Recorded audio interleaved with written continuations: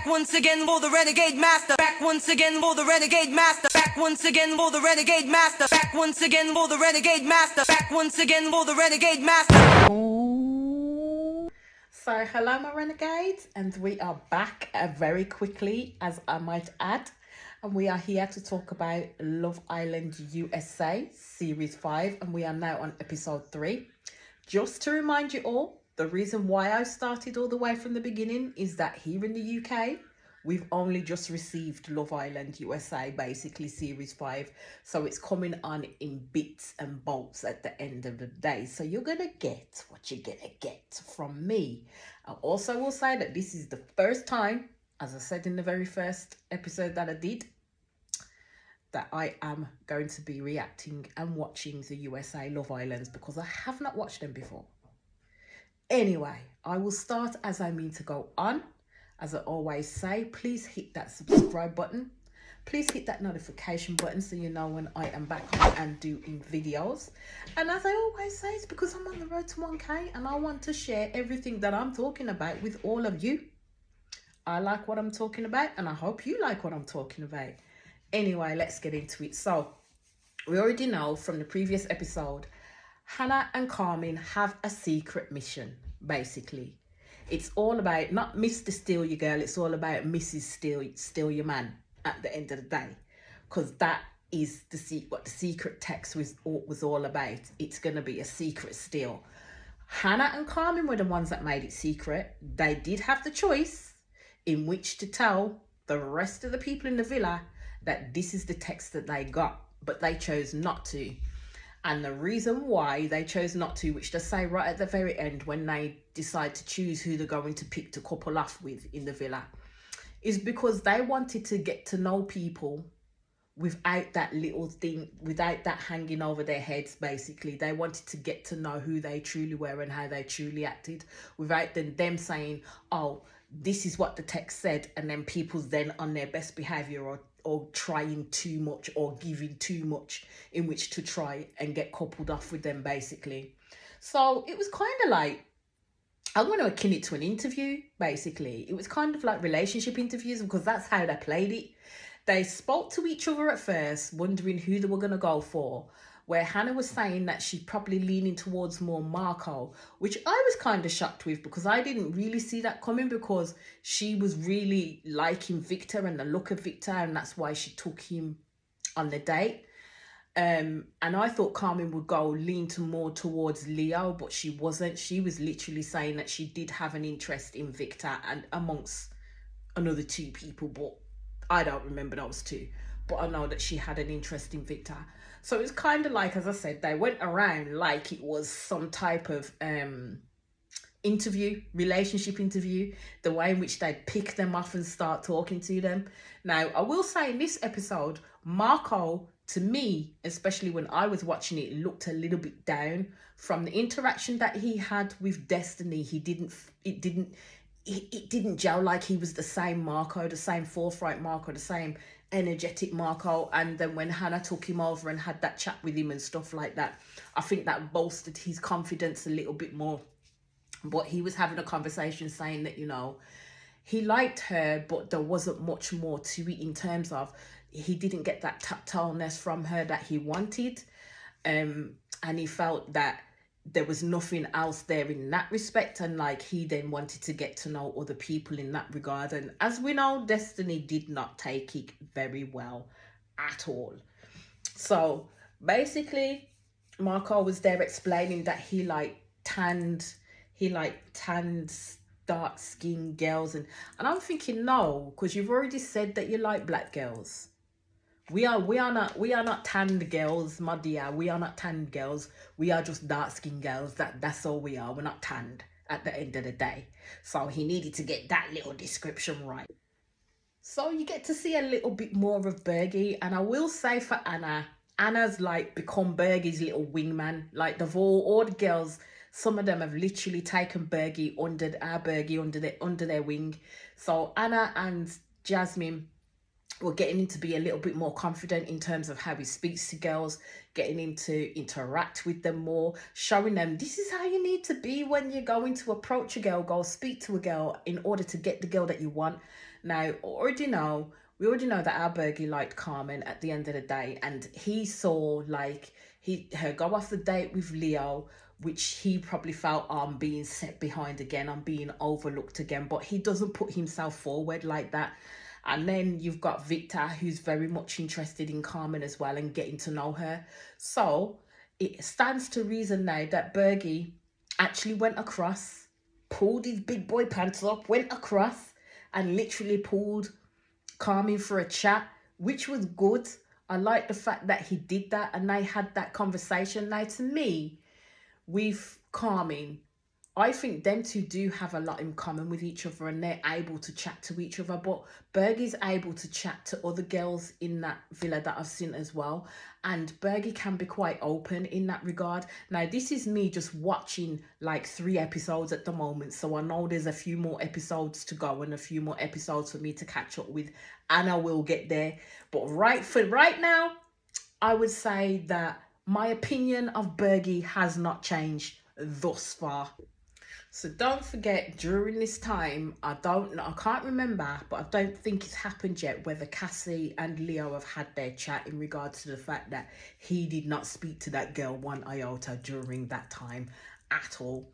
So then it cuts off into the fact that you see Cassie having this chat with Anna. I think this is after she's seen Anna and him hold hands, and she knows Anna's very much interested in him, but Anna's like, Cassie's my girl, I wouldn't do that to her, like she likes Cassie like that.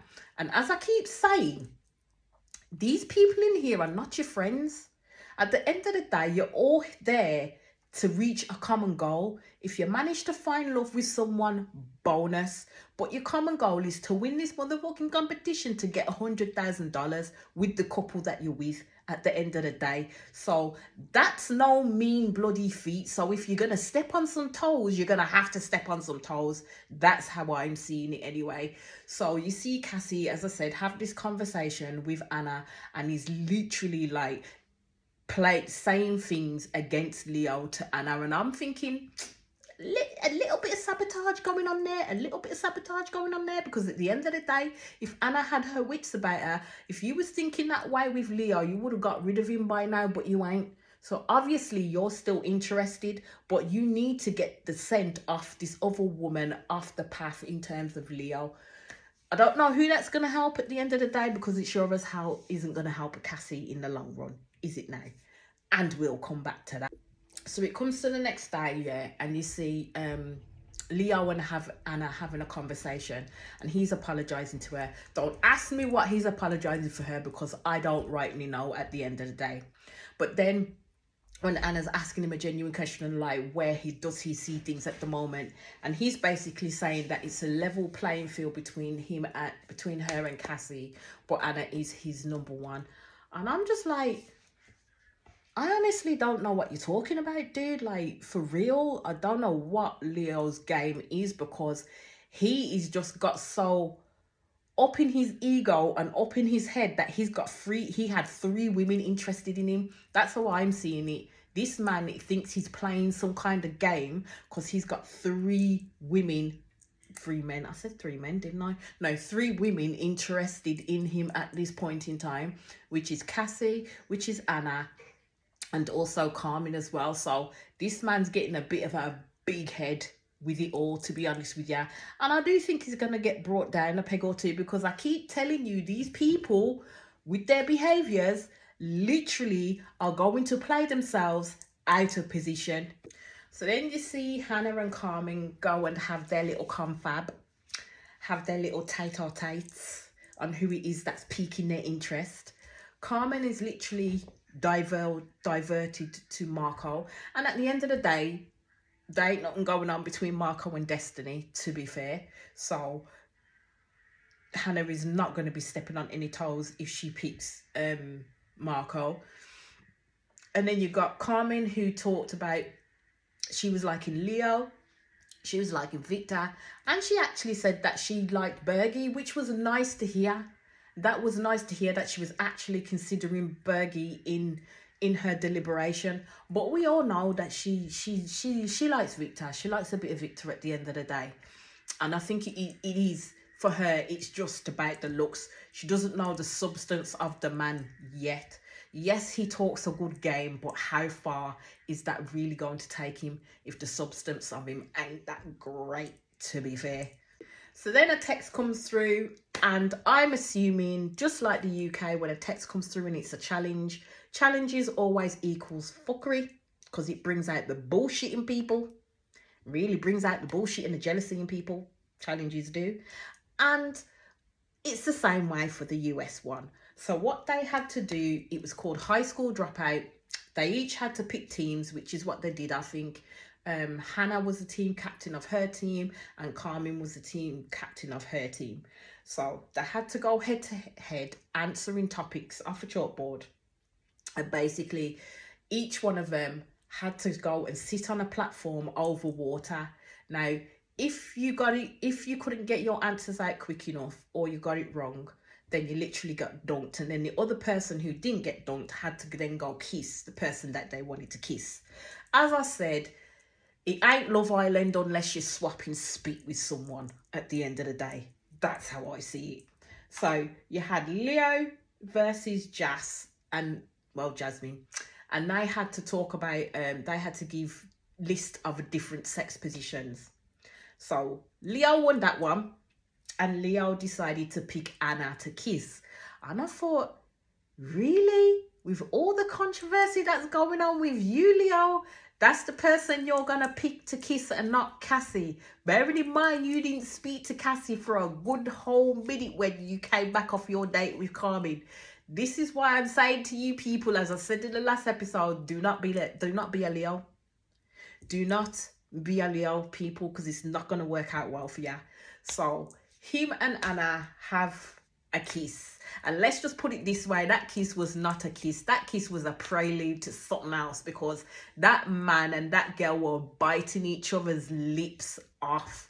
And even Cassie had to give the motherfucking side eye. It was funny as hell. No, it was funny. I was literally cracking up at that because of the way that Cassie was looking, and Cassie was getting more and more mad as the kiss went on. I mean, the kiss went on for long though, to be fair. Like, it went on for long. It didn't have to go on for that long, but it did. So that's why I keep saying these people are not your friends. If they are ready to step on toes to get what they want, if the person that they want is showing them that they want them to, best believe they're gonna bulldoze you out the way. They're gonna be throwing them motherfucking bones. Anyway, so then you had Cassie versus Hannah, and they had to give a list of stuff that rhymed with sock. Cassie lost, so Hannah picks out Bergie, which is innocent enough. And at least Bergie did a better job at kissing Hannah than he did with Anna the first night, because the kiss with Anna was fucking god awful. And then you got Bergie and Destiny talking about things you put in your mouth. Now, I was waiting for someone to say dick, and I was shocked. It was fucking Bergie that said it, and not Destiny. Even the guys were like, now why would you say that, Bergie? And I'm like, you know what? A win's a win at the end of the day. And he got the win, because even Destiny was like, what? Huh? What? He said dick. So then Bergie went and grabbed Carmen and kissed Carmen, which I'm happy for, because that's the girl that he is interested in. And the kiss was okay. The kiss was okay. Bergie's doing his thing. Bergie is doing his thing.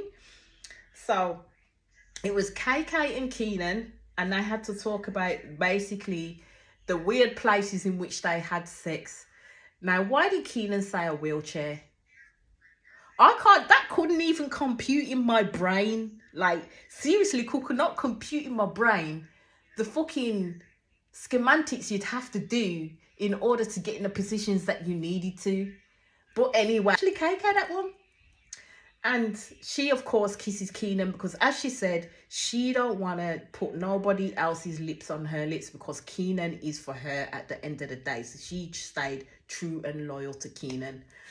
That's all I'm going to say on that one. Just And then you get to Victor and Anna, and they had to talk about their icks, and Victor won. And I was quite shocked that Victor actually went and kissed Destiny because apparently he said he wanted to try something different. I'm like, this isn't a motherfucking sweet shop. I mean, my God.